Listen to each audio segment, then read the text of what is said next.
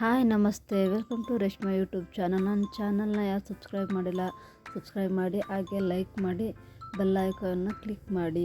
ನಾನಿವತ್ತು ಮಾಡ್ತಾ ಇರೋದು ಸೊಪ್ಪಿನ ಬಸ್ಸಾರು ಮತ್ತು ಪಲ್ಯ ಮಾಡ್ತಾಯಿದ್ದೀನಿ. ನಾನೊಂದು ಪಾತ್ರೆ ತೊಗೊಂಡಿದ್ದೀನಿ, ಅದಕ್ಕೆ 2 ಲೋಟದಷ್ಟು ನೀರು ಹಾಕ್ಕೊಂಡಿದ್ದೀನಿ.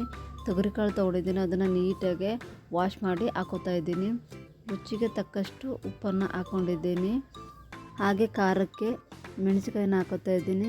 1 ಟೊಮೊಟೊನ ಹಾಕ್ಕೊಂಡಿದ್ದೀನಿ, ಅದನ್ನು ಕಟ್ ಮಾಡಿ ಹಾಕೋತಾ ಇದ್ದೀನಿ. ಹಾಕ್ಕೊಂಡಿಲ್ಲ, ಯಾಕಂದರೆ ಚೆನ್ನಾಗಿರೋ ಟೊಮೊಟೊನೂ ಕೂಡ ಒಳಗೆ ಚೆನ್ನಾಗಿರಲ್ಲ, ಅದಕ್ಕೆ ಕಟ್ ಮಾಡಿ ಹಾಕ್ಕೊಂಡಿದ್ದೀನಿ. ಪ್ಲೇಟ್ ಮುಚ್ಚುತ್ತಾ ಇದ್ದೀನಿ. ಒಂದು 1/2 ಅವರ್ ಚೆನ್ನಾಗಿ ಬೇಯಲಿ. ನೋಡಿ, ಚೆನ್ನಾಗಿ ಬೆಂದಿದೆ, ಆದರೆ ಜಾಸ್ತಿನೂ ಬೇಯಿಸೋಕೆ ಹೋಗಬಾರ್ದು, ಮೀಡಿಯಮಲ್ಲಿರಲಿ. ಈ ಥರ ಕೈಲಿ ಪ್ರೆಸ್ ಮಾಡಿದ್ರೆ ಈ ಥರ ಇದ್ದರೆ ಸಾಕು, ಬೆಂದಿದೆ ಅಂತ. ನಾನು ಇಲ್ಲಿ ಮಿಕ್ಸಿ ಜಾರ್ ತೊಗೊಂಡು ಎಲ್ಲ ಮೆಣಸಿಕಾಯಿನ ತೊಗೋತಾ ಇದ್ದೀನಿ ಖಾರಕ್ಕೆ ರೆಡಿ ಮಾಡ್ಕೊಳ್ಳೋಕ್ಕೆ. ಅದಾದಮೇಲೆ ಟೊಮೊಟೊನೂ ಕೂಡ ನೀಟಾಗಿ ಬೆಂದಿದೆ, ಈ ಥರ ಸಿಪ್ಪೆ ಎಲ್ಲ ಬಿಟ್ಕೊಂಡಿದೆ ನೋಡಿ, ಈ ಥರ ಬೆಂದಿರಬೇಕು ಟೊಮೊಟೊ. ಅದನ್ನು ಕೂಡ ಪ್ಲೇಟ್ಗೆ ಎತ್ಕೋತಾ ಇದ್ದೀನಿ. ಸ್ವಲ್ಪ ಕಾಳನ್ನು ಹಾಕ್ಕೊಂಡ್ರೆ ರುಚಿ ಇನ್ನೂ ತುಂಬ ಚೆನ್ನಾಗಿರುತ್ತೆ ಸಾಂಬಾರಿಗೆ. ಇದನ್ನು ಕೂಡ ರುಬ್ಕೋಬೇಕು, ಎರಡನ್ನೂ ರುಬ್ಕೋಬೇಕು. ಖಾರ ಮಾಡ್ಕೊಳ್ಳೋಕ್ಕೆ ಮೆಣಸಿನ್ಕಾಯಿ, ಬೆಳ್ಳುಳ್ಳಿ, ಜೀರಿಗೆ, ರುಚಿಗೆ ತಕ್ಕಷ್ಟು ಉಪ್ಪು. ನಾನಿಲ್ಲಿ 8 ಮೆಣಸಿನ್ಕಾಳು ಹಾಕೋತಾ ಇದ್ದೀನಿ. ನಿಮ್ಗೆ ಜಾಸ್ತಿ ಬೇಕು, ಖಾರ ಜಾಸ್ತಿ ಬೇಕಂದರೆ ಹಾಕ್ಕೊಳ್ಳಿ. ಹಾಗೆ ಸಾಂಬಾರು ಸೊಪ್ಪನ್ನು ಕೂಡ ಹಾಕ್ಕೊಂಡಿದ್ದೀನಿ. ಅರ್ಧ ಲೋಟದಷ್ಟು ನೀರು ಹಾಕ್ಕೊಂಡಿದ್ದೀನಿ. ನೀವು ಬೇಕಾದ್ರೆ ಸ್ವಲ್ಪ ಇನ್ನೂ ಕಮ್ಮಿ ಹಾಕೋತೀನಿ ನೀರನ್ನ ಅಂದರೆ ಕಮ್ಮಿ ಹಾಕ್ಕೊಳ್ಳಿ. ಒಂದೇ ಒಂದು ಚಿಟಿಗೆಯಷ್ಟು ಹುಣಸೆಹಣ್ಣು ಹಾಕ್ಕೊಂಡಿದ್ದೀನಿ, ಚೆನ್ನಾಗಿರುತ್ತೆ. ನೋಡಿ, ರುಬ್ಕೊಳ್ಳೋಣ. ಚೆನ್ನಾಗಿ ರುಬ್ಕೊಂಡಿದ್ದೀನಿ ನೋಡಿ, ಈ ಥರ ಸಣ್ಣಕ್ಕೆ ಇರಬೇಕು. ಅದನ್ನು ಒಂದು ಬೌಲ್ಗೆ ಹಾಕೋತಾ ಇದ್ದೀನಿ. ಅದೇ ಮಿಕ್ಸಿ ಜಾರಿಗೆ ನಾನು ಟೊಮೊಟೊ ಮತ್ತು ಕಾಳನ್ನು ಎತ್ತಿಟ್ಕೊಂಡಿದ್ದೀನಲ್ಲ, ಅದನ್ನು ಹಾಕ್ಕೊಂಡು ಅದನ್ನು ಕೂಡ ನೀಟಾಗಿ ಸಣ್ಣದಾಗೆ ರುಬ್ಕೋತಾ ಇದ್ದೀನಿ. ನೋಡಿ, ರುಬ್ಕೊಂಡಿದ್ದೀವಿ ಕಾಳು ಮತ್ತು ಟೊಮೊಟೊನ, ಅದನ್ನು ಸಾಂಬಾರಿಗೆ ಹಾಕ್ಕೊಳ್ಬೇಕು. ತುಂಬ ಚೆನ್ನಾಗಿರುತ್ತೆ, ಟೇಸ್ಟಿಯಾಗಿರುತ್ತೆ ಕೂಡ ಸಾಂಬಾರು. ಈ ಥರ ನೀವು ಒಮ್ಮೆ ಟ್ರೈ ಮಾಡಿ, ಚೆನ್ನಾಗಿರುತ್ತೆ. ನಾನಿಲ್ಲಿ ಪಾತ್ರೆಯಲ್ಲಿ ಕಾಳು ಬೇಯಿಸ್ಕೊಂಡಿದ್ದೀನಲ್ಲ, ಅದಕ್ಕೇನು ಸ್ವಲ್ಪ ನೀರನ್ನು ಹಾಕ್ಕೊಂಡು ಸೊಪ್ಪನ್ನ, ನಾನಿಲ್ಲಿ 4 ಥರ ಸೊಪ್ಪು ತೊಗೊಂಡಿದ್ದೀನಿ. ಮೆಂತ್ಯ, ಪಾಲಕ್ಕು, ಸಬ್ಸಿಗೆ, ಕಿರಿಕಿರಿ, ಈ 4 ಸೊಪ್ಪನ್ನ ನೀಟಾಗಿ ತೊಳೆದಿಟ್ಕೊಂಡಿದ್ದೀನಿ. 4 ಸೊಪ್ಪನ್ನ ಮಿಕ್ಸಲ್ಲಿ ಹಾಕ್ಕೊಂಡ್ರೆ ಇನ್ನೂ ತುಂಬ ಚೆನ್ನಾಗಿರುತ್ತೆ. ನೋಡಿ, ಹಾಕೋತಾ ಇದ್ದೀನಿ. ನಿಮಗೆ ಬೇರೆ ಬೇರೆ ಥರ ಸೊಪ್ಪಲ್ಲಿ ಮಾಡಬೇಕಂದ್ರೆ ಮಾಡ್ಕೋಬೋದು, ಅದರಲ್ಲೇನಿಲ್ಲ. ನೋಡಿ, ಇಷ್ಟು ಸೊಪ್ಪು ಹಾಕ್ಕೊಂಡಿರ್ತೀವಿ, ಬಟ್ ಅದೆಲ್ಲ ಬೆಂದು ಸ್ವಲ್ಪನೇ ಆಗಿರುತ್ತೆ. ನೀಟಾಗೆಲ್ಲ ನೋಡಿ ಬೆಂದಿದೆ. ಈ ಥರ ಬೆಂದಿದ್ರೆ ಸಾಕು. 2 ಕಡೆ ನೀಟಾಗಿ ಬೇಯಿಸ್ಕೊಂಡು ಅದನ್ನು ಒಂದು ಜಾಲರಿಗೆ ಅದನ್ನು ಎಲ್ಲನೂ ನೀಟಾಗಿ ಹಾಕೋತಾ ಇದ್ದೀನಿ. ನೀರು ಮತ್ತು ಸೊಪ್ಪು ಎಲ್ಲ ನೀಟಾಗಿ ಸಪ್ರೇಟ್ ಆಗಬೇಕು.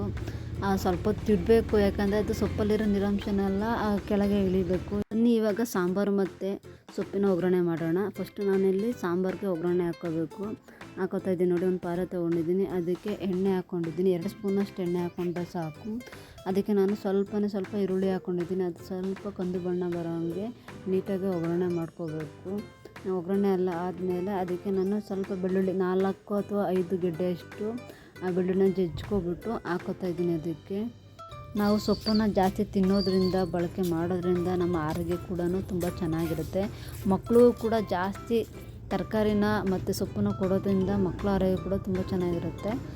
ಇಲ್ಲಿ ಕರ್ಬೇವಿನ ಸೊಪ್ಪನ್ನು ಕೂಡ ಹಾಕ್ಕೊಂಡು ನಾವೇನು ಎತ್ತಿ ಇಟ್ಕೊಂಡಿರ್ತೀವಿ, ಕಾಳು ಮತ್ತು ಟೊಮೊಟೊ ಆಡಿಸ್ಕೊಂಡಿರೋದನ್ನು, ಅದನ್ನು ಮತ್ತು ಸಾಂಬಾರನ್ನ ಮಿಕ್ಸ್ ಮಾಡಿ ಹಾಕ್ಕೋಬೇಕು. ನೀಟಾಗಿ ಈ ಥರ ಎಲ್ಲ ಹಾಕ್ಕೊಂಡಾದಮೇಲೆ ಅದನ್ನು ಕುದಿಯೋಕ್ಕೆ ಬಿಡಬೇಕು. ನಿಮಗೆ ರುಚಿಗೆ ತಕ್ಕಷ್ಟು ಉಪ್ಪನ್ನು ಹಾಕ್ಕೊಳ್ಳಿ, ಸ್ವಲ್ಪ ಕಮ್ಮಿನೇ ಹಾಕ್ಕೊಳ್ಳಿ, ಆಮೇಲೆ ನೋಡಿಕೊಂಡು ಇನ್ನೂ ಸ್ವಲ್ಪ ಹಾಕ್ಕೋಬೋದು.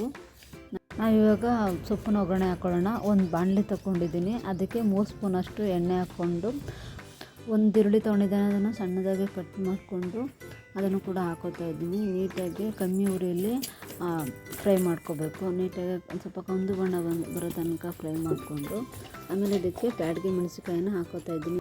ಹಾಗೆ ಕರಿಬೇವಿನ ಸೊಪ್ಪನ್ನು ಕೂಡ ಹಾಕ್ಕೊಂಡು ನೀಟಾಗಿ ಹುರ್ಕೊಂಡಿದ್ದೀನಿ.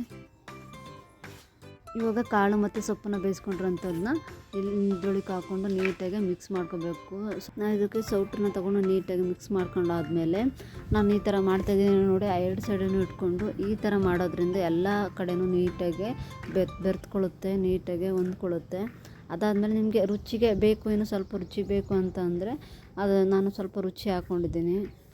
ನಾವೇನು ಮಾಡಿದ್ದೀವಿ ಸೊಪ್ಪಿನ ಪಲ್ಯ ಮತ್ತು ಬಸ್ಸಾರು, ಅದನ್ನು ತುಂಬ ಈಸಿಯಾಗಿ, ಸಿಂಪಲ್ಲಾಗಿ, ರುಚಿಕರವಾಗಿ ಮಾಡೋವಂಥದ್ದು. ನೀವು ಒಮ್ಮೆ ಟ್ರೈ ಮಾಡಿ ಮನೆಯಲ್ಲಿ, ತುಂಬ ಚೆನ್ನಾಗಿರುತ್ತೆ. ನೋಡಿ, ನೀಟಾಗಿ ಸಾಂಬಾರು ಕುದಿ ಬಂದಿದೆ. ಈ ಥರ ಕುದಿ ಬಂದಾದಮೇಲೆ ಸಾಂಬಾರು ರೆಡಿ ಇದೆ. ನೀಟಾಗಿ ಊಟ ಮಾಡೋದೇ ಇವಾಗ. ಪ್ಲೇಟ್ ಮುಚ್ಚಿಬಿಟ್ಟು ಈಗ ತಟ್ಟೆಗೆ ಬಿಸಿ ಬಿಸಿ ಆದ ಮುದ್ದೆನ ಮಾಡ್ಕೊಂಡಿದ್ದೀನಿ. ಪಲ್ಯ ಮತ್ತು ಹಸಿಮೆಣ್ಸಿನ್ಕಾಯಿನ ಖಾರ, ಸಾಂಬಾರು ತುಂಬ ಚೆನ್ನಾಗಿದೆ. ನೋಡಲಿಕ್ಕೂ ತುಂಬ ಚೆನ್ನಾಗಿದೆ. ಹಾಗೆ ತಿಂದರೂ ಕೂಡ ತುಂಬ ಟೇಸ್ಟಿಯಾಗಿರುತ್ತೆ. ನನ್ನ ವಿಡಿಯೋ ಇಷ್ಟ ಆದರೆ ಲೈಕ್ ಮಾಡಿ. Thank you.